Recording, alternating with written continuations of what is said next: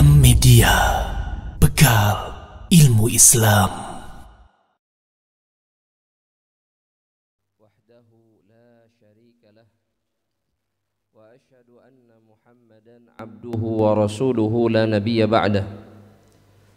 Ya ayyuhalladzina amanu ittaqullaha haqqa tuqatih wa la tamutunna illa wa antum muslimun.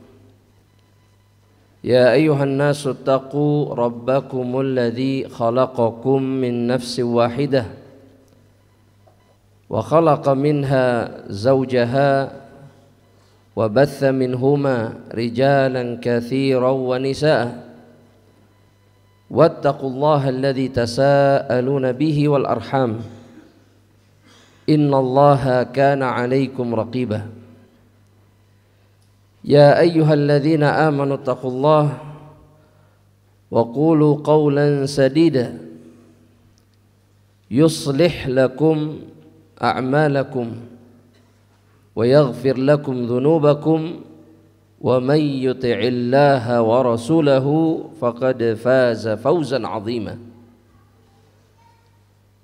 فأما بعد عباد الله رحمني ورحمكم الله.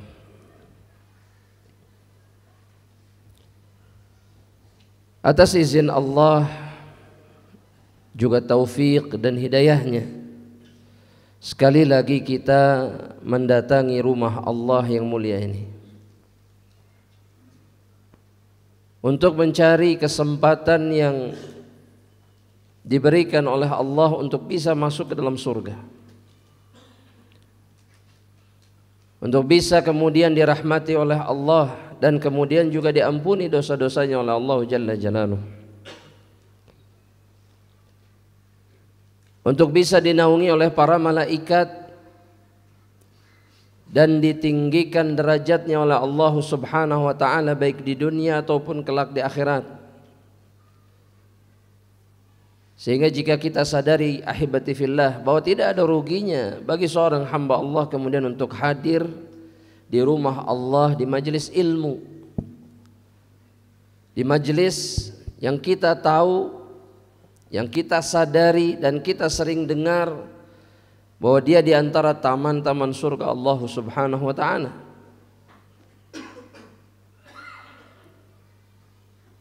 Bahwa dia menyebabkan orang-orang yang datang duduk mendengarkan ataupun tidak mendengarkan, maka dia tidak akan pernah sengsara sedikit pun.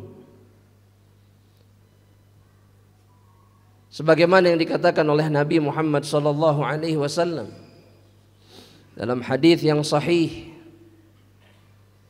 hadis yang sedikit panjang, ketika Allah Subhanahu wa taala bertanya jawab dengan para malaikat, di mana Allah bertanya tentang mereka-mereka yang duduk di majelis ilmu. Terjadilah percakapan antara Allah dengan para malaikat yang memang ditugaskan oleh Allah untuk datang mengawasi, menaungi mereka-mereka yang berada di majelis ilmu. Di akhir hadis, ketika Allah Subhanahu wa taala kemudian memutuskan menetapkan bahwa semua yang ada di dalamnya diampuni oleh Allah,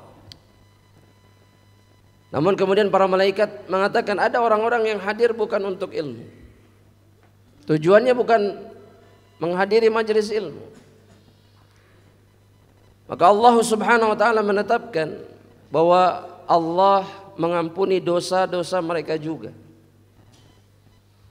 Dan Nabi mengatakan haula'il ladzina la yashqa ma'ahum jalisuhum. Orang-orang yang di majelis ilmu itu tidak akan pernah sengsara orang-orang yang dekat atau bersama mereka di majelis tersebut. Meskipun mereka datang bukan untuk ilmu atau bahkan mereka tidak punya tujuan sedikit pun. Tapi kebetulan mereka berada di dekat majelis ilmu, maka mereka semuanya diampuni oleh Allah Subhanahu wa taala. Jadi enggak ada ruginya. Tidak ada sedikit pun kerugian di dalam majelis ilmu. Semoga Allah Subhanahu wa taala menjadikan kita di antara mereka yang tidak merugi sedikit pun. Dan kita memasuki dosa besar kemudian pada hari ini, yang ke-37 yang disebutkan oleh Al-Imam Al-Zahabi rahmatullahi ta'ala alaihi. Di antara dosa besar yang dilakukan oleh seorang hamba Allah subhanahu wa ta'ala adalah al-mukadzibu bil qadar. Mereka-mereka yang mendustakan takdir atau ketetapan Allah subhanahu wa ta'ala. Dan Al-Imam Al-Zahabi mengawali bab ini dengan mengingatkan kita tentang adanya ketetapan Allah subhanahu wa ta'ala, dengan menyebutkan firman-firman Allah di dalam kitab Allah yang memastikan bahwa takdir itu ketetapan Allah yang menciptakan dan menetapkan ketetapan tersebut atas makhluk-makhluknya. Seperti yang Allah firmankan dalam surat Al-Qamar ayat yang ke-49. Ketika Allah subhanahu wa ta'ala mengatakan inna kulla syai'in khalaqnahu biqadar. Sesungguhnya segala sesuatu yang ada di alam semesta ini semuanya kami ciptakan dengan ketetapan atau dengan ukuran yang Allah sudah tetapkan. Semuanya. Begitu juga dalam ayat yang lainnya. Bahkan di dalam ayat ini, dalam surat As-Saffat ayat yang ke-96, bahkan Allah subhanahu wa ta'ala menegaskan bahwa Allah menciptakan makhluk dan juga amalan yang mereka kerjakan. Allah subhanahu wa ta'ala mengatakan wallahu khalaqakum, Allah lah yang telah menciptakan kalian. Wahai hamba-hamba Allah, wahai hamba-hamba orang-orang yang beriman, baik pun yang tidak beriman, Allah lah yang menciptakan kalian. Wa ma ta'malun, dan begitu juga apa yang kalian lakukan.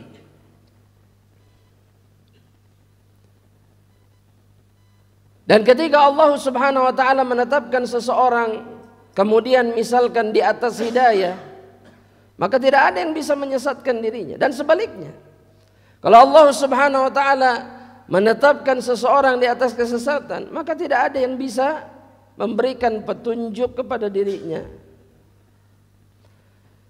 Dan Allah singgung itu di dalam Al-Quran. Dalam surat Al-A'raf ayat yang ke-186, dan kita sering dengar ini di khutbah-khutbah, muqaddimah khutbah. Apa? Wa may, semakna dengan itu Allah subhanahu wa ta'ala berfirman, may yudlilillahu falaha hadiyalah. Barang siapa yang disesatkan oleh Allah, maka enggak ada yang bisa memberikan petunjuk kepada dirinya.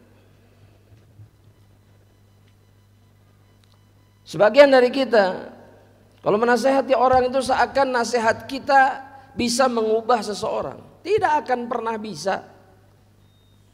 Tidak akan pernah bisa. Nasihat kita itu bukan penentu sedikit pun. Dakwah kita itu bukan penentu sedikit pun. Semua di bawah ketetapan Allah. Makanya nggak perlu kesel, nggak perlu emosi, nggak perlu apapun. Ketika perkataan kita tidak didengar orang dan orang itu tidak mau dengar, maka seluruh dunia ini tidak akan pernah bisa membuat dia faham, nggak bisa. Lantas untuk apa kemudian mengganjal di dalam hati dan dada, buat apa? Karena semuanya di bawah ketetapan Allah. Tugas kita hanya memberitahu, itu saja, titik. Itu tugas kita. Karena semuanya di bawah takdir Allah subhanahu wa ta'ala. Begitu juga ketika Allah berfirman dalam ayat yang lainnya, dalam surat Al-Jathiyah. Ana mau tanya sama Adin, Al-Jathiyah itu artinya apa? Ini ayat, nama ayat dalam Al-Quran, betul? Tapi Ana mau tanya, apa makna Al-Jathiyah itu, apa makna? Hah? Taib, Anda mau tanya, artinya berlutut. Ini mengkisahkan apa nih? Berlutut apa? Siapa yang berlutut? Hah? Kita nanti pada hari kiamat, jamaah rahmatillah Allah, ketika Allah datang menghampiri kita setelah padang mahsyar ini usai, maka setiap umat, setiap dari kita itu akan berada dalam posisi di atas lututnya, berlutut di hadapan Allah Subhanahu wa ta'ala.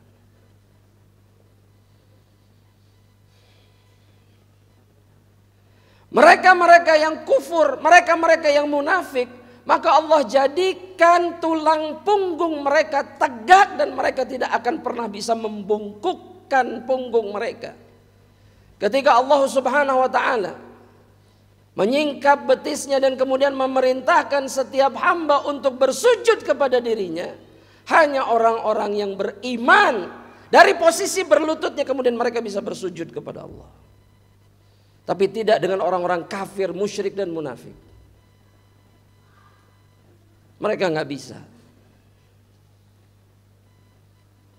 Dan semua itu kata para ulama karena dulu ketika mereka di dunia, mereka tidak pernah membungkukkan punggung mereka untuk Allah. Dan itu balasan untuk mereka kelak pada hari kiamat. Makanya jangan pikir orang-orang yang nggak pernah bersujud, nggak pernah ruku, nggak pernah sholat, kemudian mereka akan selamat begitu saja kelak di hadapan Allah. Tidak. Gak akan pernah bisa mereka selamat dari perbuatan mereka itu. Ketika mereka memilih untuk tidak bersujud dan ruku kepada Allah, kelak pada hari kiamat mereka tidak akan pernah sanggup bersujud kepada Allah. Dan merekalah manusia-manusia yang akan celaka. Mungkin sekarang mereka bisa ketawa-ketawa gak sholat, ini itu dan segala. Lihat nanti engkau akan merasakan akibat dari perbuatanmu. Nanti lihat. Pada saat itu tidak ada lagi gelak tawa sedikit pun, tidak ada. Pada saat itu hanya penyesalan di atas penyesalan. Dan Allah sudah berikan kesempatannya sekarang. Manfaatkan. Dan jangan pernah merasa hebat ketika engkau tidak pernah bersujud kepada Allah. Dalam surat Al-Jathiyah, Allah Subhanahu wa ta'ala mengatakan, adalla wa adallahu Allahu ala ilm. Allah sesatkan sebagian hamba-hamba Allah itu ala ilmin, di atas ketetapan. Kenapa Abu Lahab, Abu Jahal dan teman-temannya mati di atas kemusyrikan? Kenapa? Jawab jamaah, kenapa? Di atas ketetapan Allah. Ayatnya turun di depan mereka, nabinya bahkan satu darah dengan mereka. Bahkan rumahnya bersebelahan. Nabi itu bertetangga dengan Abu Jahal, Abu Lahab dan yang semisalnya. Sudah keluarga, sudah tetangga, didakwahi setiap hari, didakwahi depan mukanya. Tapi Allah tetapkan mereka menjadi penghuni neraka kekal di dalamnya. Maka seluruh untayan nasihat dan ayat-ayat Allah yang keluar dari mulut Nabi gak ada gunanya. Tidak bisa merubah diri mereka. Makanya Allah bilang, Muhammad, engkau gak bisa memberikan petunjuk kepada siapapun yang kau cintai. Betul gak? Innaka la tahdi man ahbab. Gak bisa. Walakinallaha yahdi man yasha. Semua di bawah kehendak dan ketetapan Allah. Siapapun itu. Makanya biasakan di dalam dakwah, di dalam nasihat itu jangan berharap. Jangan berharap. Maksud saya jangan berharap itu jangan berlebihan. Tugas kita itu hanya menyampaikan. Hasilnya kita serahkan kepada Allah Subhanahu wa ta'ala. Titik. Dan kemudian sibuklah dengan diri sendiri. Kadang kita ini sibuk sama orang lain, lupa sama diri kita sendiri. Betul gak? Betul gak? Iya, sibuk ini, sibuk itu. Akhirnya lupa sendiri. Padahal semua di bawah ketetapan Allah. Untuk apa engkau sibuk mengurusi sesuatu yang di bawah ketetapan Allah? Tugasnya pun bukan memberikan hidayah, bukan mengatur arah hidup orang, tidak, tapi hanya menyampaikan. Dan ini dalilnya. Allah ketika memberikan hidayah di atas ketetapan, dan ketika menyesatkan seseorang di atas ketetapan yang telah dibuat oleh Allah Subhanahu wa taala. Pasti pertanyaannya kalau begitu, jangan nanya dulu. Jangan nanya kalau begitu dulu. Nanti kita harus pahami dulu takdir itu gimana. Paham ya? Tenang, tenang. Hari itu mah tuh nanti, hari itu belakangan nanti. Kita sampaikan dulu dalil-dalil yang menjelaskan bahwa semuanya ada di bawah ketetapan Allah. Takdir itu hak, takdir itu nyata, ketetapan Allah itu azali, dan kemudian juga mengawali segala sesuatu sebelum Allah menciptakan makhluknya. Itu sudah ada takdir. Ya. Jadi jangan pernah berpikir, wah kita ini menentukan takdir kita sendiri. Orang mukmin tidak akan pernah mengucapkan kalimat itu. Ana bisa begini karena perjuangan ana. Orang mukmin tidak akan pernah mengatakan kalimat itu.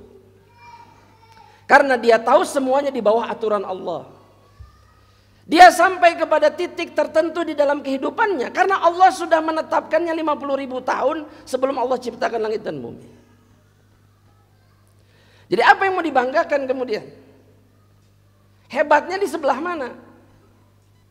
Apa yang harus membuat dia sombong kemudian dan ujub dari mana? Lawang Allah sudah tahu, Allah sudah tetapkan 50.000 tahun sebelum Allah menciptakan langit dan bumi. Terus luar biasa gitu? Enggak luar biasa. Dia hanya meraih apa yang sudah ditetapkan oleh Allah. Makanya kalau orang iman kepada takdirnya bagus, nggak akan sombong. Apa yang mau dia sombongkan? Kok semuanya sudah ketetapan Allah? Ya, dapat segini, dapat segitu, naik level ini, ada level itu, sama. Semuanya pemberian Allah, ketetapan Allah. Begitu juga Allah Subhanahu wa taala berfirman dalam ayat yang lainnya, kata Imam Az-Zahabi. Dalam surat Al-Insan ayat yang ke-30. Kata Allah apa? Wa ma tasyauna illa ayyasha Allah. Dan kamu tidak mampu menempuh jalan itu atau berkehendak untuk memilih sesuatu kecuali Allah kehendaki. Jadi kalau ditanya sekarang, kenapa hijrah? Kenapa bisa hijrah? Misal pertanyaannya begitu, kenapa bisa hijrah?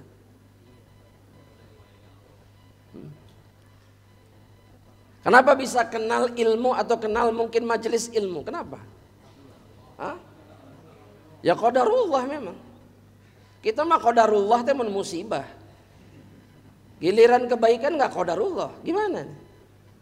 Kebaikan juga qadarullah, betul nggak? Iya takdir Allah, anak bisa. Dulu anak nih, sebagian orang bahkan mengatakan dulu ini anak kayak setan Ustaz. Sekarang kok anak berubah begitu? Qadarullah, takdir Allah. Dan bersyukurlah ketika Allah tetapkan kita di atas hidayah. Jangan keterlaluan, udah ditetapkan di atas hidayah terus keterlaluan. Beruntung, bersyukur terus, jangan berhenti. Karena sebagian orang ya, pengajian di depan matanya dia tidak pernah punya keinginan sedikit pun untuk masuk ke dalamnya. Ilmu di depan matanya, hidayah di depan matanya, tapi dia tidak pernah ingin untuk meraihnya sampai mati. Kalau memikirkan itu saja kita nggak akan pernah berhenti bersyukur kepada Allah. Wallahi, karena ini anugerah yang terbaik yang diberikan oleh Allah kepada seorang hamba. Ya, betul nggak ini jemaah? Udah, jangan syukur teh sama rizki aja, sama duit lagi yang disyukuri. Ini lebih mahal dari dunia dan seisinya. Andaikan seorang hamba sadar bahwa Allah menetapkan dirinya, berkehendak bahwa hambanya yang satu ini kita berada di atas hidayah Allah Subhanahu wa ta'ala. 50.000 tahun sebelum Allah menciptakan langit dan bumi. Bayangkan jauh sebelum ada kita, jauh. Allah tetapkan kita seperti ini. Yang dirasakan sekarang. Dalam ayat yang lainnya Allah pun mengatakan dalam surat Asy-Syams ayat yang ke-8. Ayat ke berapa? 8.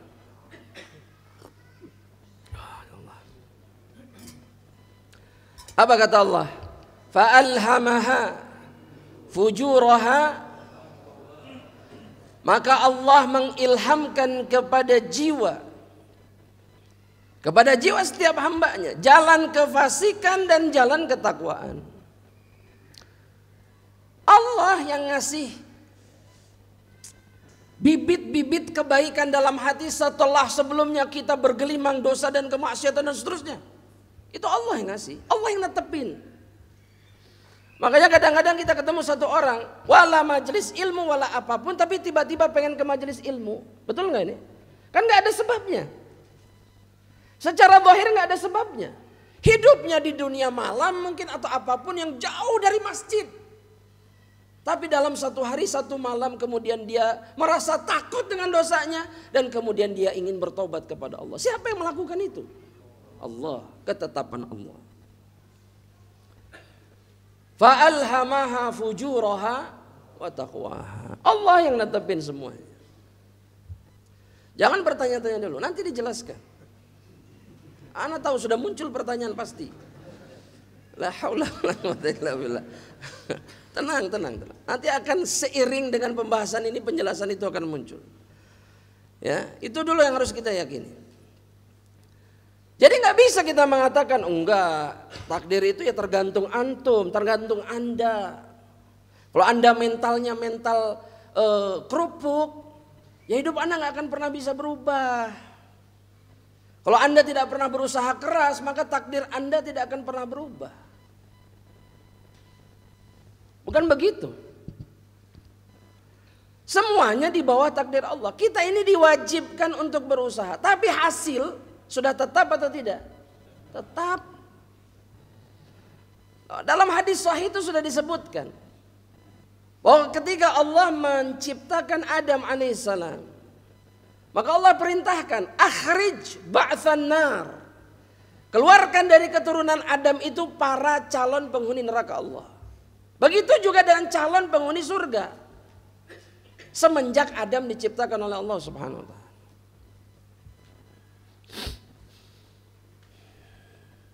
Allah sudah tahu. Dan Allah sudah tetapkan.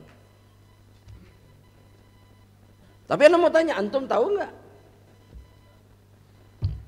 Antum tahu tidak? Enggak, jawab gitu aja. Memang kita enggak tahu takdir Allah kan? Siapa di antara kita yang bisa menjamin bahwa dirinya mati dalam keadaan husnul khotimah? Enggak ada. Naudzubillah min dzalik. Atau mungkin orang-orang yang kita anggap pasti su'ul khatimah, kemudian ternyata dia husnul khatimah. Kita nggak pernah tahu. Karena ketetapan itu gaib dan hanya Allah yang tahu. Tapi semuanya sudah tetap. Itu takdir namanya. Dan Rasul itu meyakini ini. Beginilah Rasul meyakini takdir Allah Subhanahu wa ta'ala. Kemudian dalil yang lainnya dari hadis Nabi Muhammad SAW. Ketika Nabi ditanya oleh Jibril alaihissalam dalam hadis sahih riwayat Imam Muslim, dalam hadis Jibril tentang iman, fa akhbirni 'anil iman. Kabarkan kepadaku tentang keimanan itu apa? Apa itu iman? Maka Nabi Muhammad SAW menyebutkan kemudian 6 rukun iman yang kita ketahui semuanya.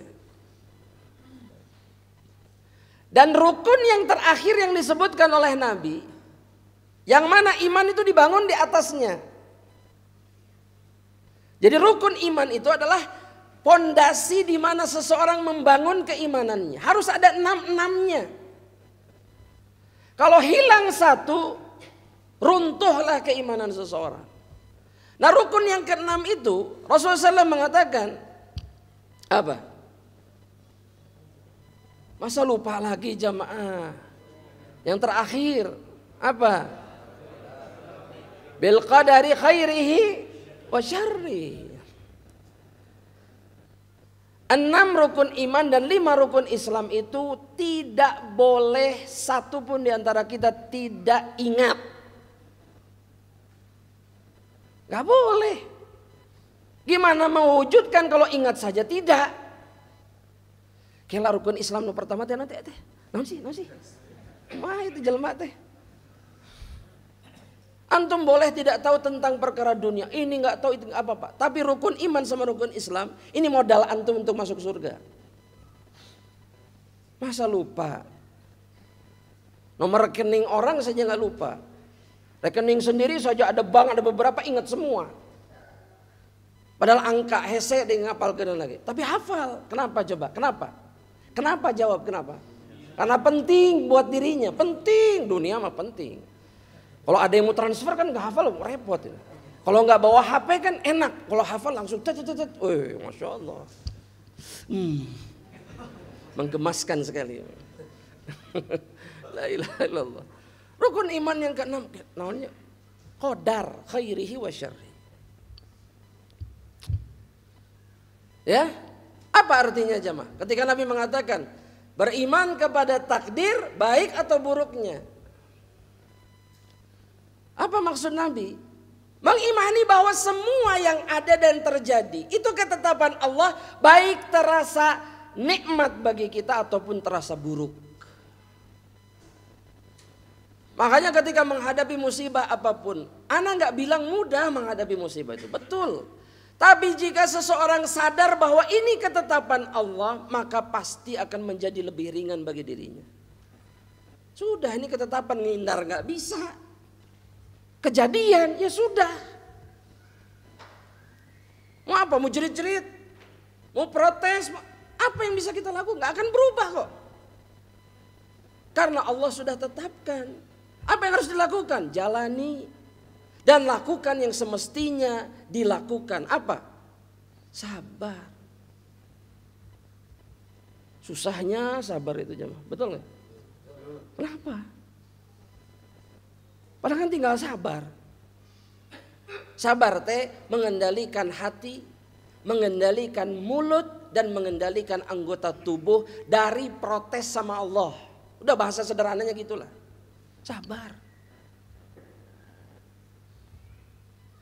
Kan tinggal diem. Udah. Dan cari kemuliaan dan keberkahan dengan bersabar. Sama Allah disuruh diam, terus apa? Sama Allah diganti dengan balasan tanpa batas. Kurang apa Allah itu? Suruh diam aja sudah, diam. Sabar, puji Allah meskipun menyakitkan. Maka Allah ganti dengan surga dan seluruh lipat ganda pahala tanpa batas. Ya Allah. Tapi masih tetap kita kemudian, oh kenapa ya begini, kenapa begitu semua. Jamaah yang dirahmati oleh Allah. Ya. Tapi ini hanya bisa disadari oleh orang-orang yang tahu dan faham takdir.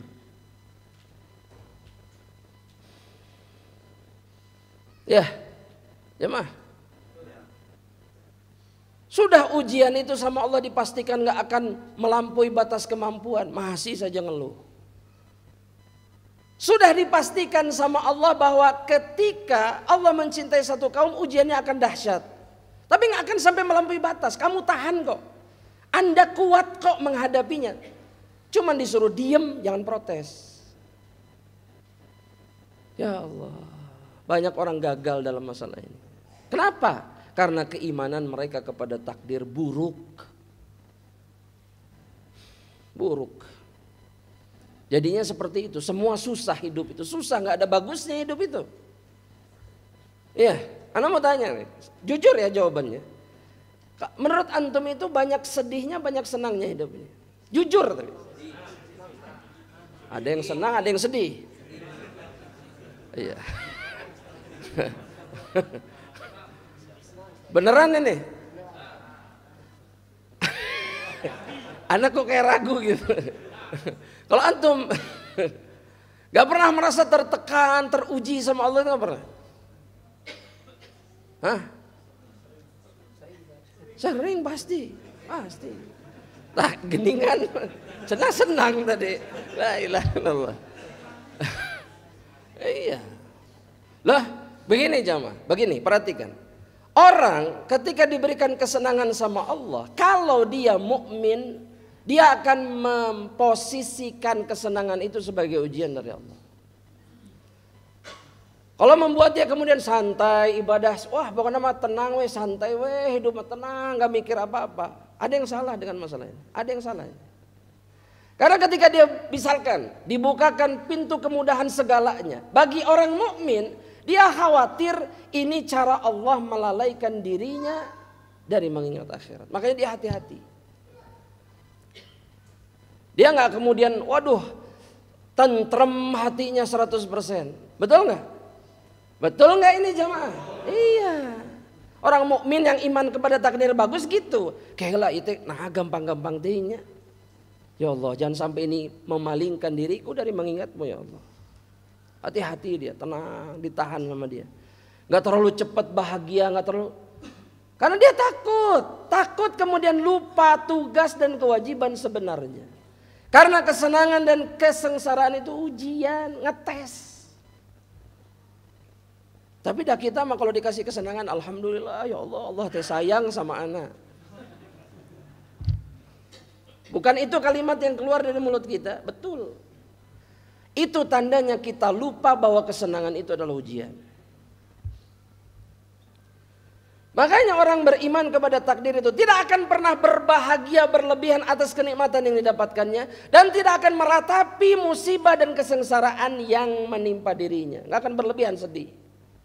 Karena dia tahu semuanya takdir Allah Subhanahu wa ta'ala. Kita lanjutkan setelah adzan Isya insyaallah taala. Fadhal. Bismillahirrahmanirrahim. Ahibati fillah wa ikhwani fid din, azanallah wa iyyakum. Kemudian ahibati fillah, Al-Imam Al-Dhahabi kemudian menyebutkan dalil yang lainnya dalam kitab beliau Al-Kabair. Dari Bunda Aisyah annaha qalat qala Rasulullah sallallahu alaihi wasallam. Dan riwayat ini diriwayatkan oleh Imam At-Tirmidzi dan yang lainnya. Dalam hadis ini disebutkan, kata Rasulullah sallallahu alaihi wasallam, sittatun la'antuhum wa la'anahumullah. Ada 6 jenis atau golongan manusia yang aku melaknat mereka, begitu juga dengan Allah. Wa kullu nabiyyin mujab, dan setiap nabi yang diijabah doa-doa, dan setiap nabi mustajab doanya.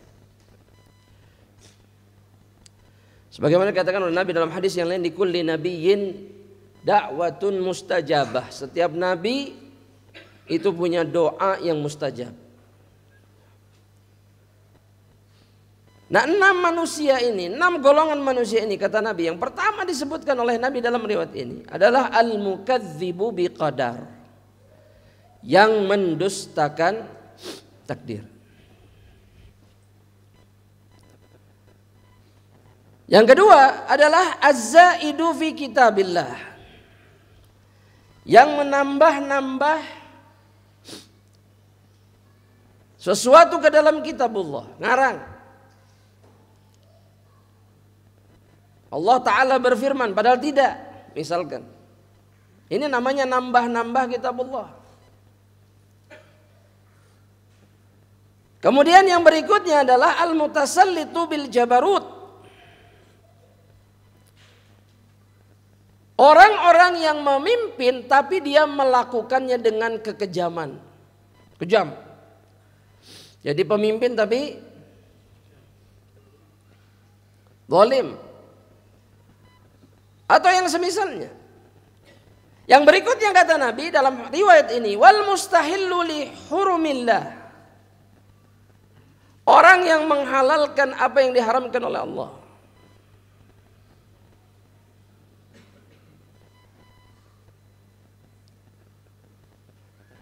Yang berikutnya, wal mustahillu kata Nabi,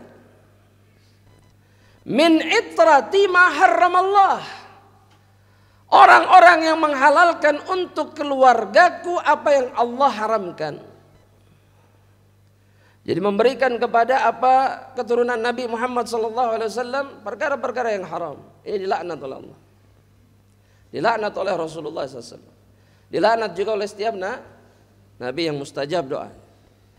Dan yang terakhir adalah wattariku li sunnati. Mereka-mereka yang meninggalkan sunnahku. Tapi kemudian tulis di bawahnya hadis ini dhaif dan munkar. Tulis jamaah antum baru satu.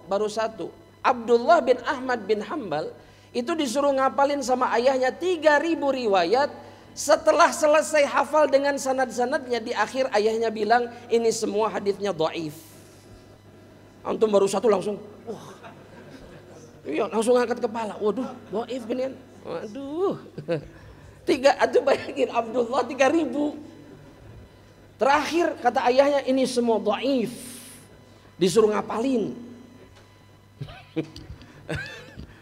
Jadi antum gak seberapa. Ya Allah cuma satu. Udah capek-capek dulu sampai ternyata dhaif ya Allah. Nyahok itu mah. Tulis. La ilaha illallah. Namun kata para ulama, semua perbuatan dosa ini memang berhak mendapatkan laknat Allah.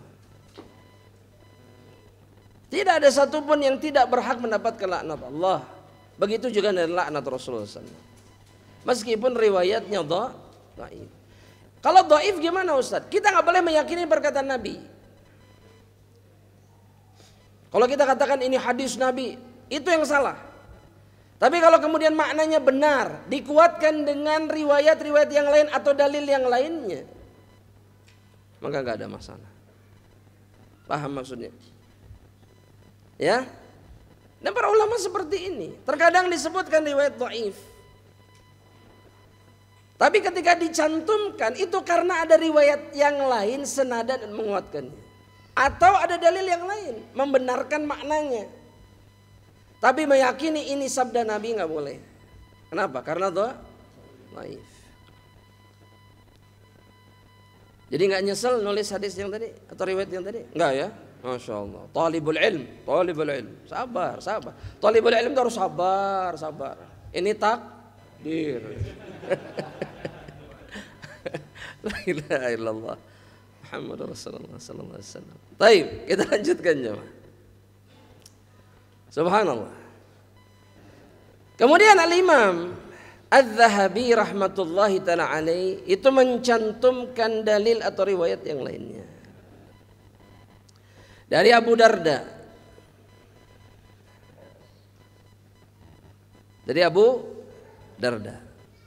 Abu Darda siapa? Sahabat Nabi. Dipersaudarakan dengan siapa? Abu Darda itu orang Ansar. Salman Al-Farisi. Ya, Abu Darda Ansar, Salman salah. Kan jelas nisbatnya Al-Farisi. Asalnya dari mana? Bukan dari Makkah, dari Persia. Jemaah. Karena tahunya apa? Karena ini persaudarakan tuh Muhajirin sama Ansor. Enggak gitu. Semua yang hijrah dan datang ke kota Madinah dipersaudarakan dengan orang-orang Ansor. Mau dari Ethiopia, mau dari Yaman, mau dari manapun. Termasuk Salman. Taib. Abu Darda menyatakan, Ya, dari Abu Darda, an Abi Darda anin Nabi sallallahu alaihi wasallam annahu qala. Dari Nabi sallallahu alaihi wasallam bahwa beliau, yakni Nabi Muhammad sallallahu alaihi wasallam bersabda. Dalam riwayat ini Nabi mengatakan la yadkhulul jannah, tidak akan masuk surga. Kata Nabi Muhammad sallallahu alaihi wasallam, tidak akan masuk surga. Yang pertama adalah akun, orang yang durhaka kepada baik. Yang kedua, wala mukadzibun biqadar, tidak juga orang yang mendustakan takdir. Mungkin sebagian dari kita masih berpikir mendustakan takdir itu gimana? Orang-orang yang gak percaya, gak yakin bahwa semuanya sudah ditetapkan sama Allah. Karena ada sebagian dari kita itu kalau bicara takdir, temungkin. Gak mungkin Allah takdirkan anak miskin, itu gak mungkin. Loh iya, pasti ada yang ngomong kayak gitu. Atau ketika dia diberikan dunia, memang takdir anak bagus, Masya Allah. Betul nggak? Dan anak nggak mungkin ditakdirkan miskin. Ya, anak tuh nggak ada tampang orang miskin, nggak ada. Loh, sebagian orang itu sampai kepada titik kesombongan itu. Saking merasa hebatnya ikhtiar yang dia lakukan, padahal semua pemberian Allah. Aduh, orang yang paling tidak punya akal dan orang yang paling tidak punya kesadaran dan iman, itu adalah orang-orang yang menisbatkan seluruh keberhasilannya kepada dirinya sendiri. Aduh, orang-orang yang benar-benar gak berfungsi akalnya. Dia lupa bahwa semuanya pemberian Allah. Makanya subhanallah, kalau iman takdir bagus, gak ada orang sombong. Gak ada. Ngapain sombong? Lo dikasih sama Allah. Ini yang menetapkan anak begini Allah. Terus mau ngapain kita? Selain bersyukur titik, bukan sombong. Karena semuanya hanya pemberian. Sebagaimana Allah tetapkan seseorang diberi, Allah pun bisa menetapkan apa yang diberinya diambil lagi. Gak perlu iri sama orang yang punya dunia. Gak perlu kemudian sakit, nyesek, berada dalam keadaan yang menyedihkan dan meletihkan. Gak perlu. Karena bagi orang yang beriman kepada takdir, yang penting Allah takdirkan dirinya berakhir di dalam surga. Titik. Itu yang paling penting. Gak ada gunanya jamaah kita punya segalanya, tapi ternyata Allah takdirkan kita jadi ahlun nar. Ada gunanya gak? Apa? Andaikan setiap dari kita sadar ini, oh kita akan nahan diri betul-betul, cukup sudah. Dan sibuk dengan diri sendiri. Yang ketiga, wala minu khamrin. Tidak juga orang yang mencandu. Maksudnya kecanduan. Kecanduan apa? Kecanduan apa? Khamr, bukan obat. Khamr itu semua perkara yang memabukkan. Mau obat, mau serbuk, mau apa, salep, mau apa terserah. Loh iya bentuknya salep misalnya. Loh antum pikir opium itu bentuknya apa? Salep. Dibuat seperti pasta. Wah kurang update ini antum berarti. Loh iya, emang bentuknya apa? Salep po. La ilaha illallah, la ilaha illallah. Ya, dan ini yang digunakan sebagian orang ya di Jazirah Arab itu untuk mabuk dengan cara seperti ini ada. Makanya dibuat dari zat tertentu gitu. Akhirnya dilarang di semua negara Jazirah Arab, dilarang. Benda ini padahal ini bumbu masak di Indonesia. Itu nggak boleh. Kenapa? Karena diolah menjadi seperti pasta kemudian dicampur dengan makanan mereka. Akhirnya, iya. Wah di sini di pasar banyak. Ana nggak akan sebutkan apa zatnya. Baik. Ya, naudzubillah min dzalik. Bisi nyobaan, bukan antum yang nyobaan, orang lain yang memang suka. Naudzubillah min dzalik. Naudzubillah min dzalik. Mereka kata Nabi dalam satu riwayat, yang mati dalam keadaan seperti ini maka kematian mereka adalah kematian jahiliyah. Apa yang bisa dibanggakan dari kematian di atas perbuatan minum khamr atau mencandu khamr? Ya Allah, mati overdosis, mati terlalu banyak minum, ya Allah. Berlindung sama Allah Subhanahu wa taala. Ya, berlindung sama Allah. Sampai di sini dulu jemaah, ana sudah engap jemaah. Ya, sisa waktunya tanya jawab aja dulu. Nanti insyaallah yang lebih jelas lagi di perjumpaan berikutnya jika Allah takdirkan insyaallah taala. Nah. Wallahu taala alam, silakan kalau ada pertanyaan. Wallah.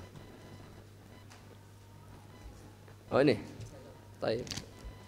Ini ditulis di atas nota, ini pasar sekali nih, Masya Allah.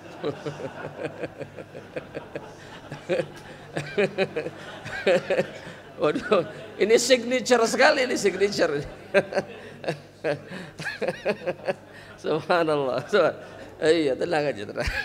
Gak apa-apa ya. Dulu para sahabat tulang, wah daun semua dipakai. Ini nota wajar, gak apa-apa. Yang paling dekat nota. Ini nota kosong ya. Taib. Subhanallah. Ustaz qadarullah mamah, maksudnya ibundanya terlilit hutang riba. Banyak Ustaz. Sudah coba anak nasihati namun Allah belum berikan mamah hidayah. Dan efeknya, jadi efek dari dosa ini membuat banyak kesulitan di dalam keluarga. Sampai orang tua nyuruh anak-anaknya minjam kepada orang lain untuk menutupi tagihan-tagihan ribanya. Dan qadarullah anak sedang Allah uji nganggur dan sulit mendapatkan pekerjaan. Semoga Allah memberkahi dan mempermudah urusan kita. Amin, amin, amin. Insyaallah ta'ala. Lakukan yang bisa antum lakukan untuk membantu ibunda antum. Apa? Berdoa yang banyak. Jangan anggap doa itu bukan bantuan. Doa itu bantuan terbaik. Bantuan terbaik. Demi Allah, doa itu salah satu jalan yang paling kuat untuk menurunkan pertolongan Allah. Sibuklah berdoa sama Allah Subhanahu wa taala. Jangan dianggap remeh. Ya, orang itu kadang mengambil sebab-sebab datangnya pertolongan enggak dilakukan, tapi pengen ditolong sama Allah, enggak mungkin. Sholat banyak sholat enggak, sabar enggak mau, kemudian banyak berdoa tidak. Terus gimana Allah menolong? Allah bukan tidak tahu kesulitan Anda, kesulitan kita, enggak, Allah tahu. Tapi Allah memerintahkan kita untuk menunjukkan bahwa kita butuh pertolongannya. Lakukan itu. Karena kita juga sama sebagai manusia. Kalau orang itu enggak minta, kita enggak nolong. Tapi kalau ada yang terus minta tolong, kita akan menolong dirinya, kan gitu. Berdoa sama Allah agar ibunda diberikan hidayah, supaya benci sama yang namanya riba.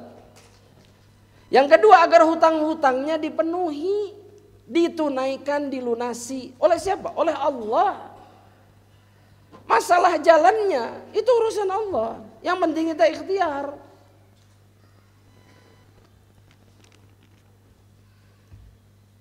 Pasti banyak hutang, ini pasti banyak hutang.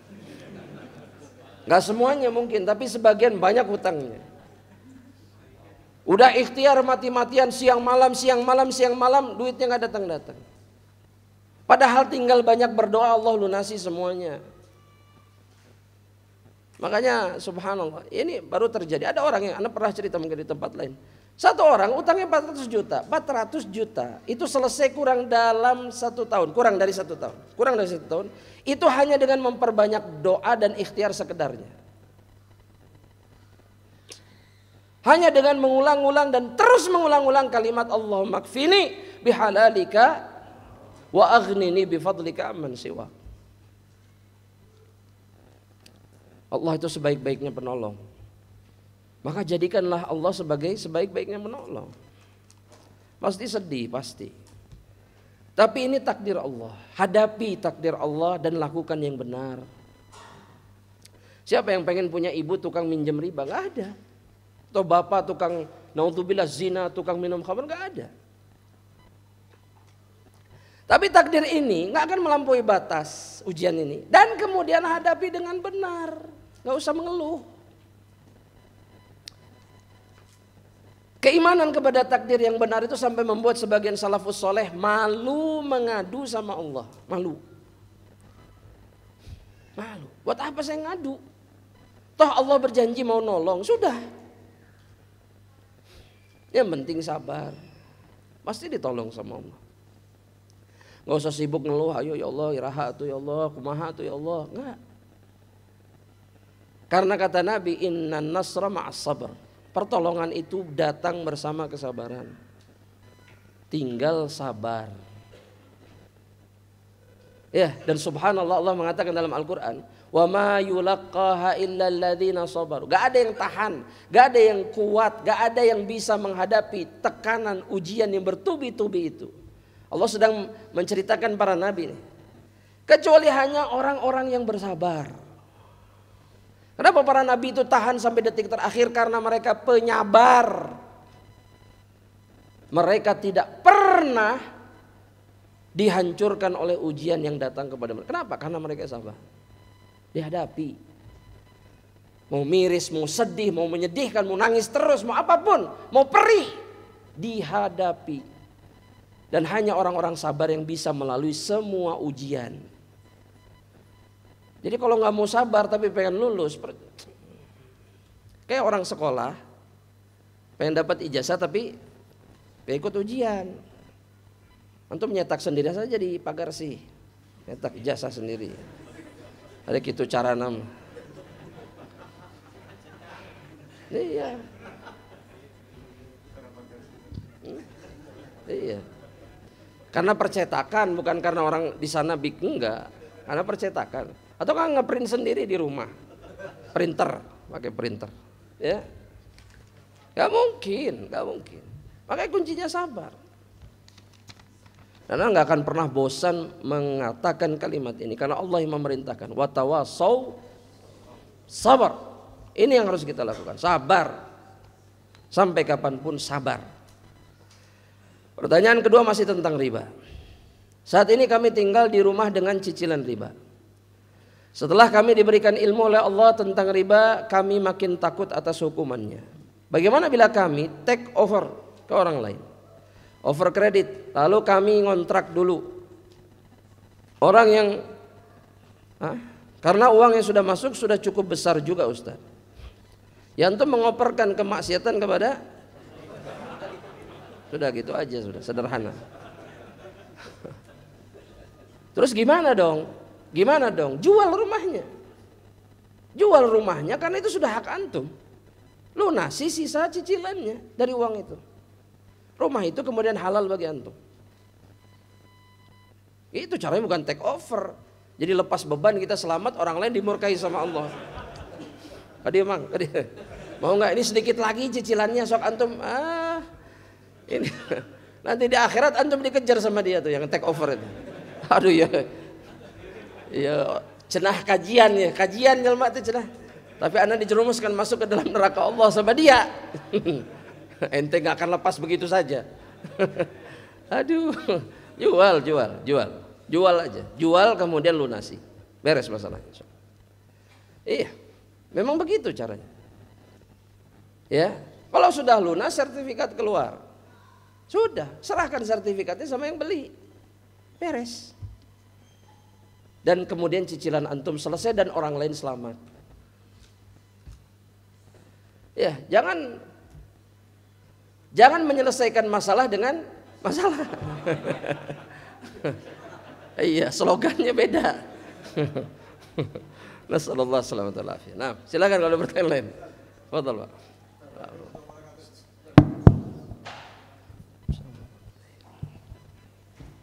Assalamualaikum warahmatullahi wabarakatuh.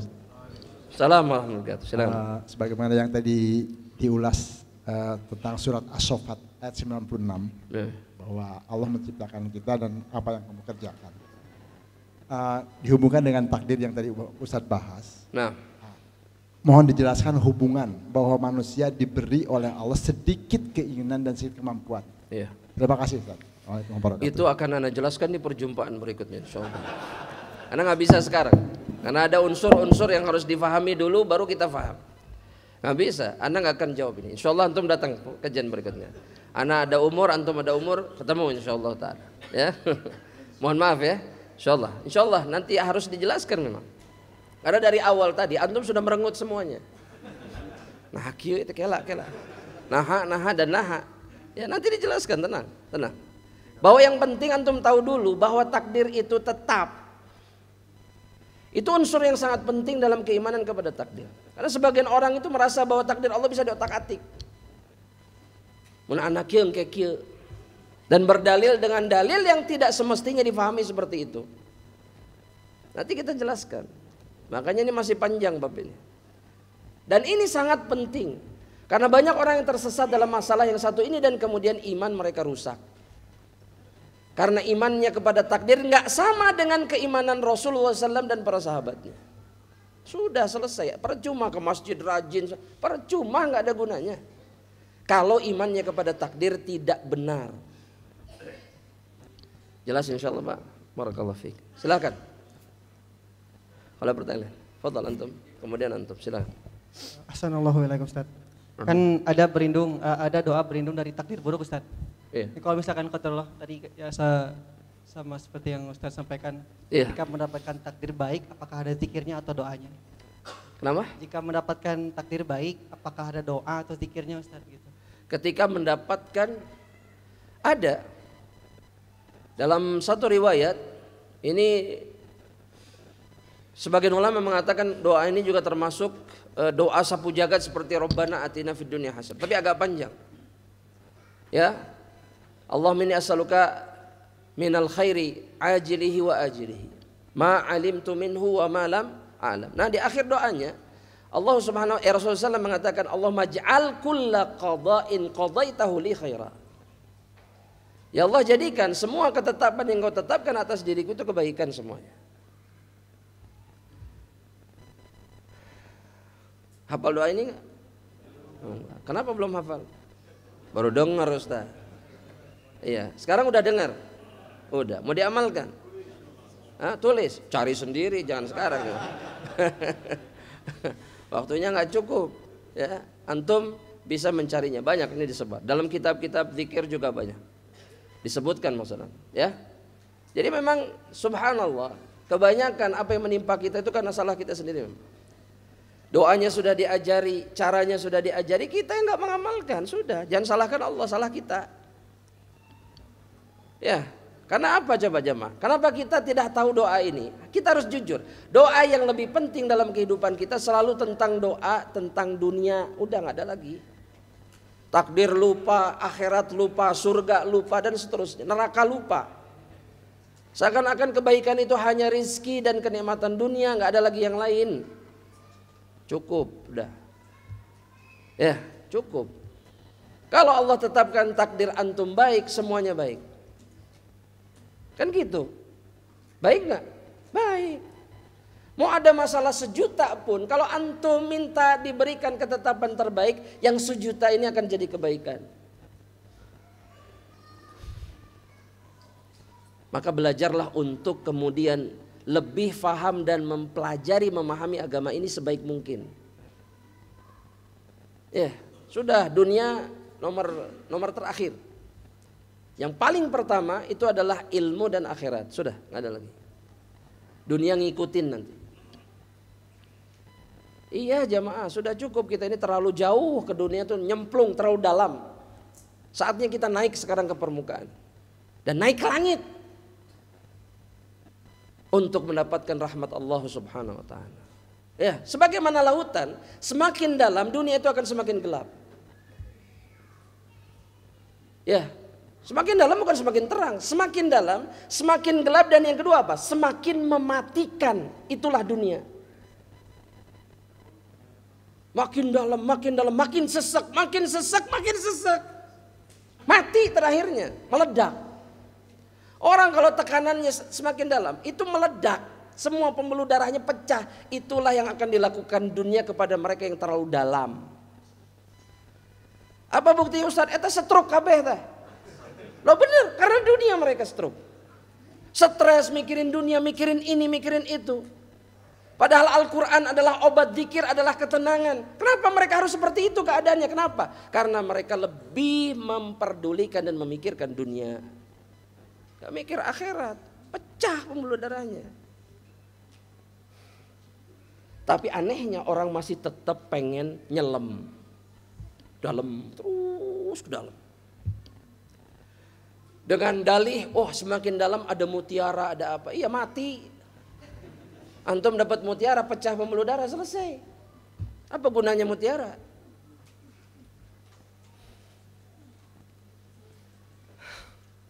Dunia, insyaallah.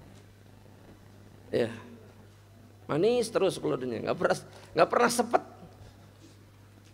Ya, terlalu manis. Padahal hasilnya pasti menyakitkan. Gak kapok-kapok. 40 tahun cari dunia, nggak kapok-kapok, masih nyari dunia. Padahal lebih banyak sengsaranya daripada bahagia. Silakan pertanyaan berikutnya antum, mana? Antum, silakan. Fadhal.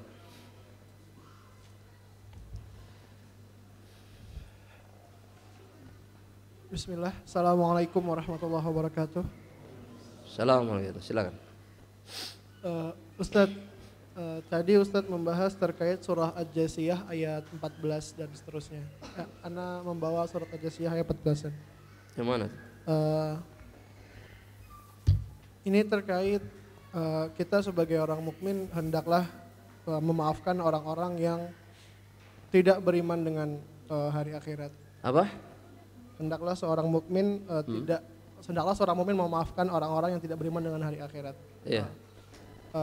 Kemudian barang siapa yang melakukan kebaikan maka itu bagi dirinya, dan barang siapa yang melakukan keburukan dan itu bagi dirinya juga. Ana sering mendapati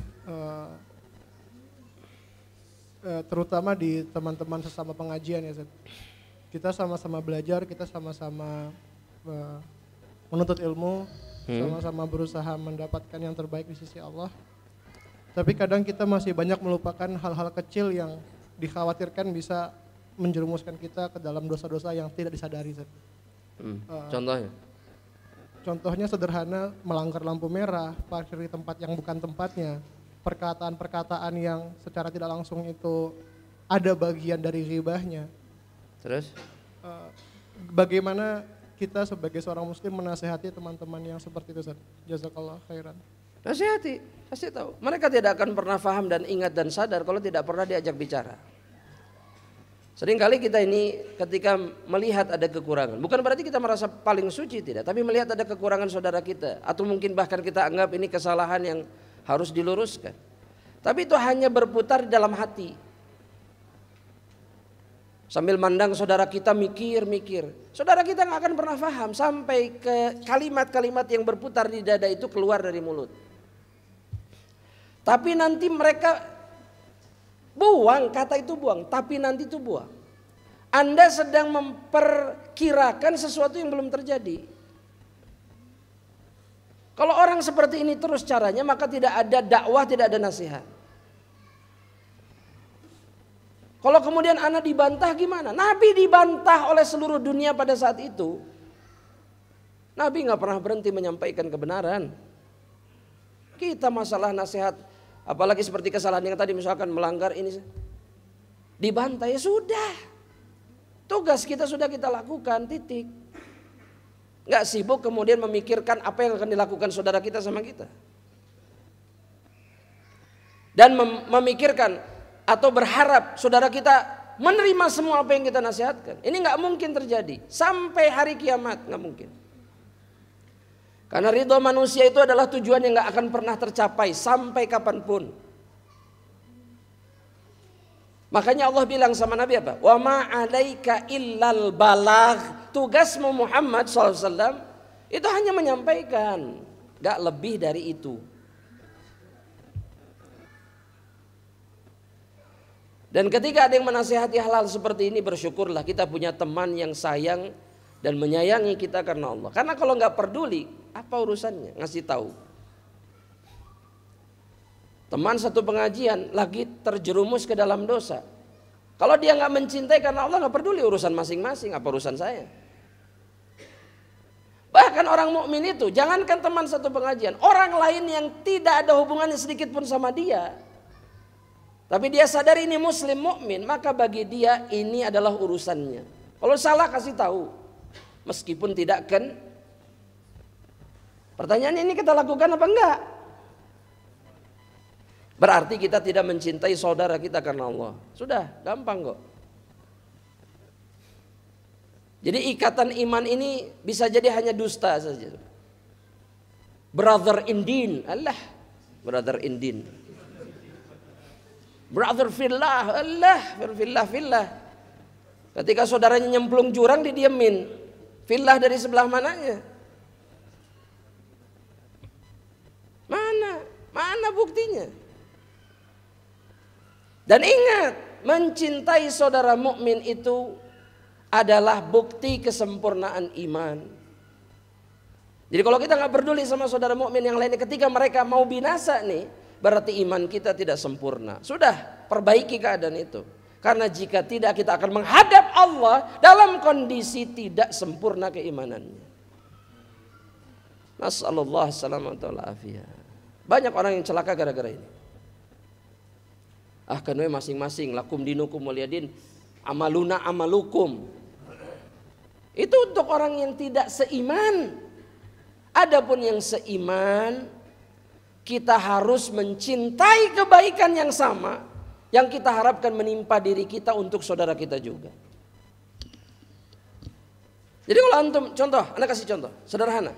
Ada yang mengeluhkan temannya nggak pernah ke pengajian lagi, tapi dia nggak pernah ngajak, nggak pernah datengin, nggak pernah diseret temannya datang lagi. Percuma, ini kecintaan yang dusta. Cuma diomongin aja, nggak pernah didatengin, nggak pernah dinasehati, nggak pernah diajak terus. Kalau betul-betul mukmin, maka dia ingin saudaranya hadir lagi semampu yang bisa dia lakukan. Maksudnya nunjukin usahanya, ini enggak. Cuman teori saja ditanyakan di kajian. Nggak bisa. Iman itu punya bukti dan buktikan. Wallahu a'lam bishawab. Satu lagi yang terakhir. Silakan Pak Jamos, silakan.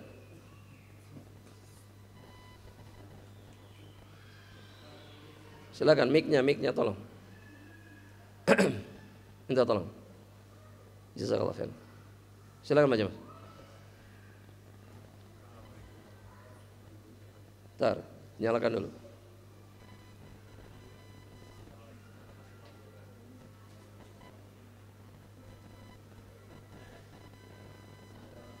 Baterainya mungkin atau di bawahnya?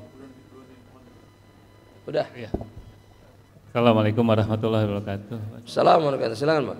Pak Ustadz, ada ungkapan mungkin hampir rata-rata orang bisa bilang ketika dia mendapatkan musibah atau semacamnya itu, yaitu mengeluh, aduh ya nasib. Ya itu seperti itu, apakah itu menjadi dosa atau mengurangi kadar dari kesabarannya? Mohon penjelasannya. Nah, ini dosa. Dari sisi mana? Karena semestinya yang dia katakan adalah ini ketetapan Allah. Qadarullah. Wa ma syaa fa'al. Bukan kemudian meratapi takdirnya. Aduh, nasib ana memang kikieu teuing. Nasib ana memang dari dulu ana tuh selalu pasti kena musibah, pasti. Kenapa gak bilang qadarullah wa ma syaa fa'al? Yang dari dulu menimpa dirimu itu takdir Allah. Sudah. Kita gak akan bisa menghindar dan kita gak bisa mencegah. Tapi perbedaannya kemudian kalau kita katakan dan mengeluh, yang harusnya jadi kebaikan demi kebaikan justru menjadi dosa. Seperti yang dikatakan Nabi Muhammad SAW kepada seorang wanita yang meratapi kematian anaknya. Isbiri, isbiri. Kata wanita ini, pergi, pergi. Kamu gak kena musibah yang sama seperti saya. Ini Nabi yang bilang. Kemudian wanita ini sadar dan mengejar Nabi dan mengatakan minta maaf, kata Nabi. Jawaban Nabi hanya apa? Innama sabru inda sadmatil ula. Yang namanya sabar itu ketika musibah menghantam pertama kali. Itu sabar. Jadi ketika ada yang musibah lagi, lagi sedih-sedihnya, disitulah kesabaran semestinya muncul. Nah, orang yang sabar nggak akan mengeluhkan nasibnya. Ini namanya adamus syakwa.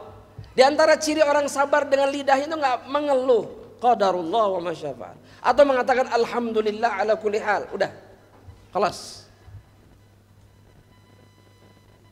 Dan kalimat selain ini membuktikan bahwa dirinya tidak ridho dengan ketetapan Allah. Tapi nangis-nangis Ustadz, nangis boleh. Sedih Ustadz, sedih boleh. Tapi lidah tidak boleh tergelincir. Nah, ini yang susah. Orang itu rata-rata gagal di lidah ketika tertimpa musibah. Qadarullah wa masyafa'al. Khalas, sudah. Kita nggak bisa ngapa-ngapain. Dan itu ketetapan Allah. Jelas Pak insyaallah? Barakallahu fiik. Itu yang terakhir jemaah rahmatillah Allah. Semoga Allah merahmati kita semuanya, mengampuni dosa-dosa kita dan memberikan taufik dan juga terus hidayahnya kepada kita untuk terus berada di majelis ilmu dan menyempurnakan iman dengan ilmu insyaallah taala. Kita akhiri dengan doa kafaratul majlis. Subhanakallahumma wa bihamdika asyhadu an la ilaha illa anta astaghfiruka wa atubu ilaik. Assalamualaikum warahmatullahi wabarakatuh.